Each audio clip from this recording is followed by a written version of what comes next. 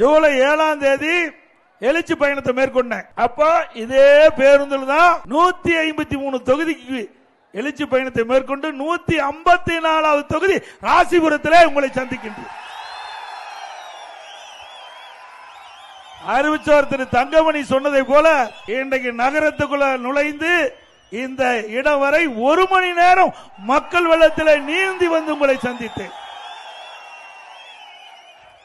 இது பொறுக்காத திரு ஸ்டாலின் அவர்கள் எடப்பாடி பழனிசாமி சுந்தரா டிராவல்ஸ் போற பஸ் எடுத்துக்கிட்டு புறப்பட்டார் சொன்னார். திரு ஸ்டாலின் அவர்களே, பஸ் மூலமாக இந்த எழுச்சி பயணத்தை மேற்கொண்டதிலிருந்து உங்களுக்கு தூக்கம் போய்விட்டது. உதயநிதி ஸ்டாலின் பேசுகிறார். பிங்க் கலர் பஸ்ல வந்து என்னை விரட்டிட்டு வந்து முந்தி போவாராம். எந்த பஸ்? Pink colour bus. அது எப்படிப்பட்ட பஸ்? ஓட்ட இன்னைக்கு மழை பெஞ்சா ஒழுகும், மேற்கூரை தானா காற்றில் பறக்குது, டயரோட கலந்துகிட்டு போகுது. சென்னையில ஒரு பெண்மணி கீழே இருக்கிற ஃபுட்பால் அது உடைஞ்சி அந்த அம்மா நடந்து ஓடிட்டே இருந்து நல்ல வேலைக்கு சத்தம் போட்டு டிரைவர் நிறுத்தினால உயிர் தப்பிச்சாங்க. அப்படிப்பட்ட பேருந்துல அவர் பயணம் செஞ்சு விரட்டி நம்ம பிடிக்கிறாராம்.